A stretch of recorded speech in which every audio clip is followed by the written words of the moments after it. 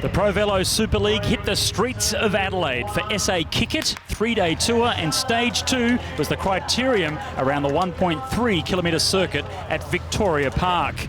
30 laps for the ladies, and they were very quickly into the action, strung out right from the start. And I tell you what, it was scorching hot.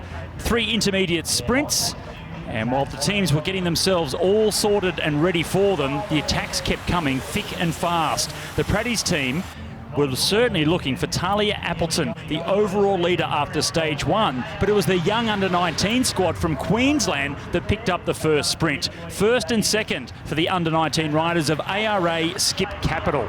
Odette Lynch was a pre-race favourite. She was second across the line for Butterfields. The second sprint, well, that was Summer Nordmeyer from Butterfields getting the win, but Talia Appleton picked up some bonus points. Namfra went on the attack. This was the most significant move throughout the race.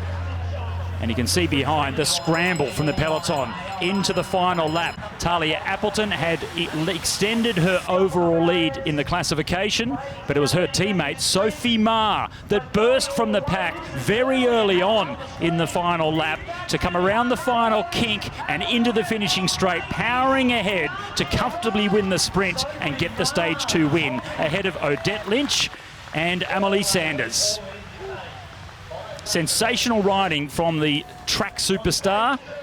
She really did celebrate in style. The men's race, 45 kilometres, around 35 laps of the Victoria Park circuit. And I tell you, the temperature went up a couple of more notches. Super fast right from the start. We've come to know that from such a big and fast, powerful men's peloton.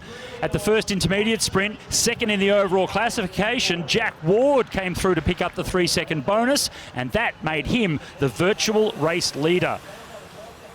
His team, Brennan Cervello, were doing an incredible job to set him up, but Carter, the under-23 Criterium national champion, came across the line to win the second of the 2 intermediate sprints, with only one more to come before the sprint for the stage win at the end.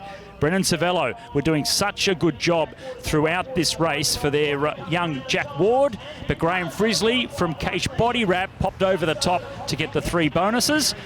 But the 2 extra seconds for Jack Ward lengthened his overall lead over the pre-race leader, Ronan Tees.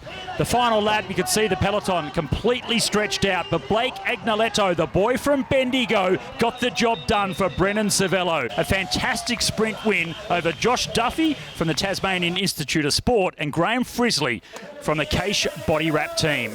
What a sprint it was. Yeah, we've raced here a few times, like a lot of this team has, so we knew, like, if you come into that last 150 first, because how twisty it is, you're going to win. So the boys dropped me off perfectly, and then I just had to do what I knew how to do. The team's just pulled together in the last couple of weeks.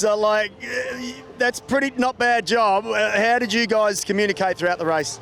Oh, absolutely. The work they've done to get this team going the last 3 weeks is absolutely massive. From Brennan to all the guys at Cervello, Moff and Tim Decker. But yeah, we've ridden together race as against each other a lot, so we know how we race. And I guess we've all just come in and we've gone, we want to do this together, and we just made it work. A lot of communication throughout the race to try and get some intermediate points for Jack, which we did, and then the focus went to the sprint there where we all just come together and perfectly executed.